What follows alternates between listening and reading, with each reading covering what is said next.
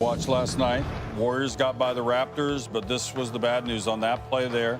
Kevin Durant trying to come back down 3-1, injured, out of the game after a fast start. Our league sources tell us the Warriors believe the MRA Kevin Durant underwent will confirm an Achilles tear. We bring in Chiney Ogwumike, a member of the Sparks, a #1 pick in the WNBA, a member of our team as an analyst. We're not saying your injury a few years back to the Achilles and KD's are carbon copies, but really any rehab of the Achilles-related injury is somewhat similar. Take us through the process. How difficult is it? As a basketball player, an Achilles injury is probably, if not the hardest thing to overcome. And I'll take you through the process, but it's a twofold process. On one side, there's the physical. 8 weeks, you're going to be non-weight bearing. You can't stand on your own 2 feet. Then after that, you have to relearn how to walk, relearn how to run, relearn the game of basketball, which you've known your whole life. And you start questioning yourself, which leads to the second side, the mental aspect. The self-doubt will creep in. That might be the actual hardest part about coming back from an injury. But there's good news for Kevin Durant. Right here, I am a living embodiment of coming back. Yes, you can make it. Now, I know the list is short of people that have had this injury and have had success after. Dominique Wilkins, myself, but the list will get longer. You can add Breanna Stewart to that, and you can also add Kevin Durant because science has changed and athletes have better chances than before to emerge stronger. There's a whole bunch of pain involved, too, just in the rehab part. They're back there pinching on your Achilles, trying to break up the scar tissue. How tough is that? That is an extremely difficult thing to try to wrap your mind around, going in every day and experiencing pain where you didn't have it before. And again, it's probably going to be, and it will be, a long process. It'll be a tough process. It'll be a grueling process. But you know me, I'm an optimist. There's always beauty in the struggle.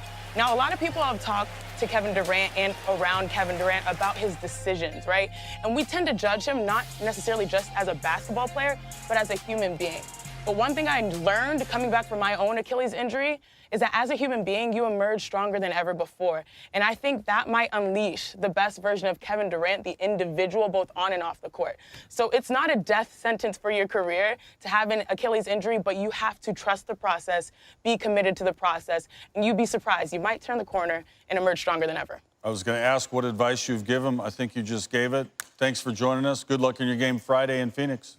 Thank you so much. Have an MRI on his injured Achilles. League sources telling Adrian Wojnarowski and Ramona Shelburne that the Warriors believe the MRI will confirm a torn right Achilles tendon. Questions about whether he should have played in Game 5 on a strained calf continue as Warriors president Bob Myers took responsibility last night. A handful of notable players have suffered a torn Achilles in recent years, including KD's current teammate DeMarcus Cousins. Their average return time has been about 9 months, though that can certainly vary from player to player. If there's any player Durant should turn to, it would be Dominique Wilkins, who talked to Cousins after his injury. Neek averaged nearly 30 points per game the following season after tearing his Achilles, and Neek sent out a great tweet earlier today just saying if anybody can come back stronger, it would be Kevin Durant. Great to have Woj here with us. What is the latest in the test being done on this Achilles for KD? Well, Kevin Durant left Toronto, flew to New York, where he's undergoing that MRI to essentially confirm what I think the organization and the attending physicians at the game last night believe, that he has torn his Achilles tendon. They've got to see the severity of this injury and then start him down the path of probably surgery and then a long rehab process. Yeah, well, we'll see how this plays out as the injury now brings into deeper focus the options KD has this offseason. Now, he could opt in for $31.5 million for the final year of the deal he signed with the Warriors. That deadline is June 29th.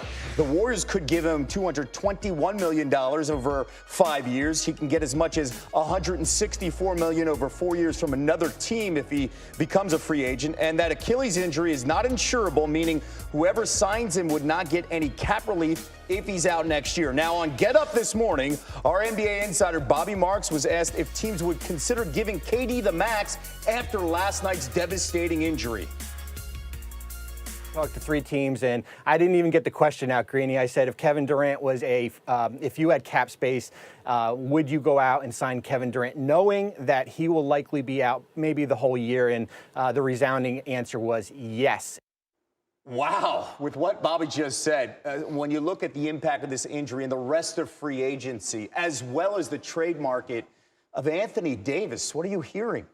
Well, I think especially with KD, each team's going to judge that differently. There's no question there would still be max deals out. You'd essentially be paying almost $40 million for a red shirt next year.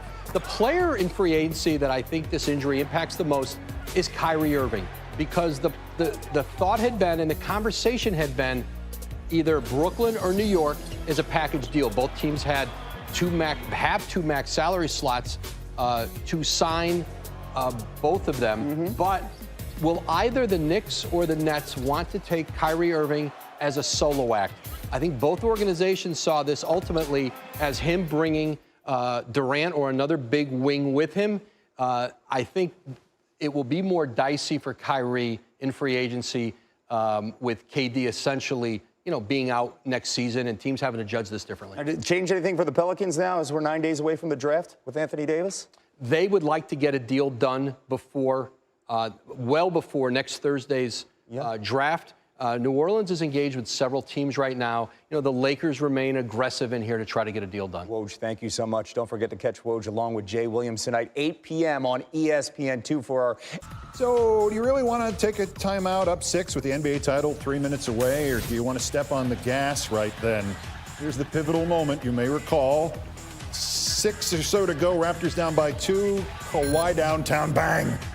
And then Kawhi Leonard hits a kind of tough shot, a little bit of a bank. Inside, he's got 5 straight points. Then he sizes up DeMarcus Cousins and says, "Boogie this, boogie me." 8 straight points. Then he drives for 10 consecutive points, all part of a 12-2 run when Coach Elvis Costello takes a timeout that he would have lost if he hadn't used it then. It was Elvis Costello.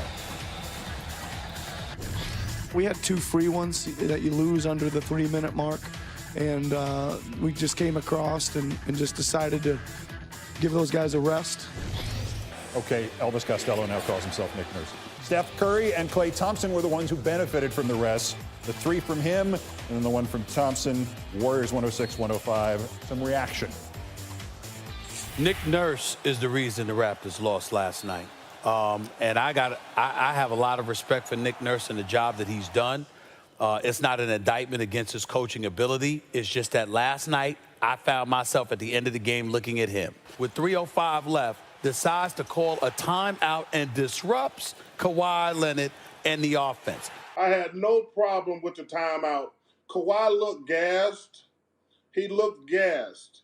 And I think that it was really, he was giving them a play out of a timeout. But I think anybody who thinks that timeout was bad, they don't know anything about basketball. You can't call timeout right there. You get a Golden State Warriors a chance to go to the huddle with a championship pedigree. They regroup, then they're back feeling good about themselves. And then late in the game, you have the basketball.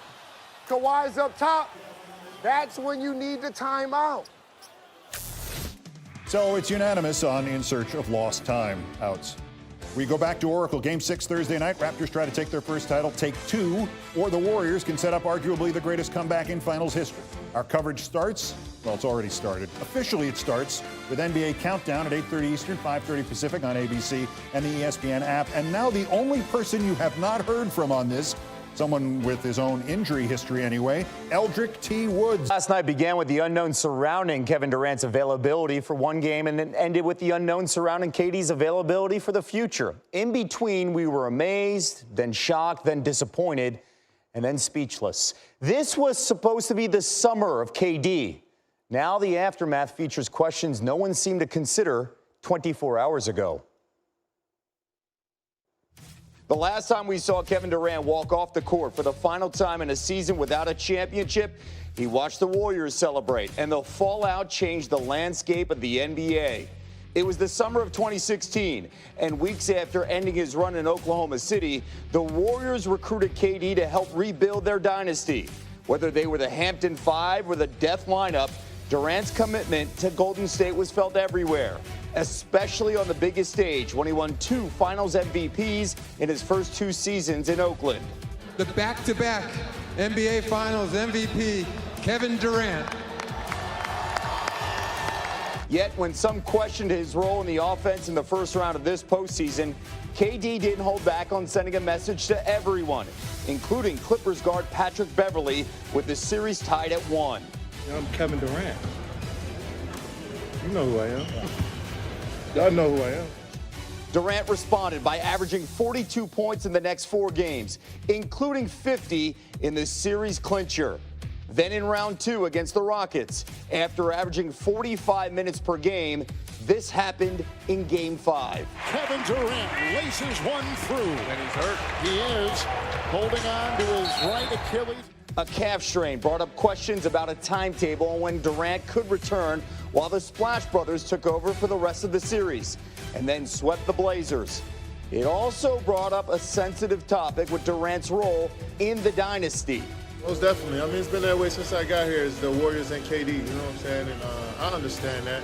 And I felt like my teammates and the organization know exactly what I've done here on and off the court to become a part of this culture. They're trying to stand my flag in this, in this coach and this organization.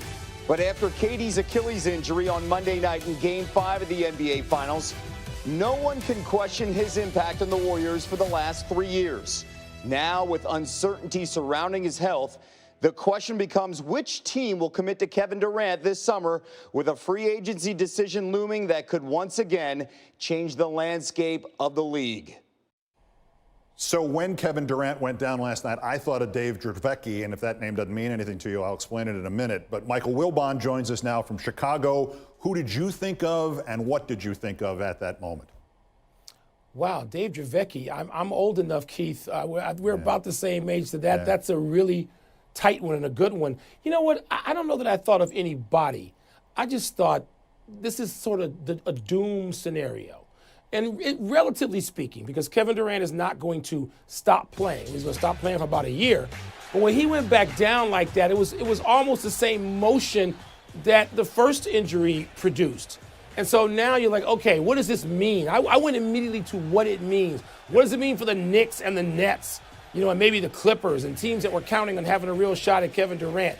And what does it mean for the Warriors who thought they might be losing him but might not lose him? Do you go to a new sort of medical team where you're going to be out for a year and rehab this rehabilitation under people you don't know and aren't intimately familiar with, taking care of you? So my mind immediately went to this is going to have a sort of a tidal wave effect on several teams and a big ripple throughout the NBA. And it'll go on for months, as you suggest. And to explain, Dave Dravecky was the Giants pitcher, came back. They had removed a cancerous growth in his pitching arm, his left arm. He pitched a great game. They made a second start, and in the 6th inning, the humerus bone in the arm shattered, and he screamed in agony, and he never pitched again.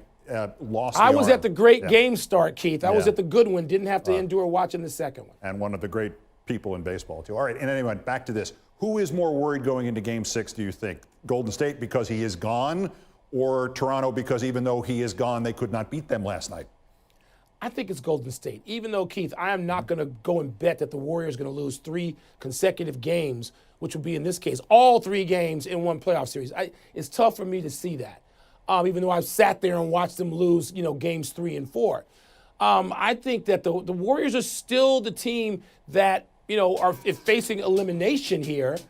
But, I think they still have to find a way now, knowing that Kevin Durant is not going to come back. And as someone pointed out after last night's game, those 11 points in 12 minutes that he produced, they needed every one of those 11 points to win that game by 1. So I think it's still the Warriors. All right, last point. Lost in all the drama last night when the coach Nurse gets the Raptors on the court. Is he going to remind them that they do not have to take a shot the moment they get the ball? I guess they don't have to do that. Yeah. And it's a weird.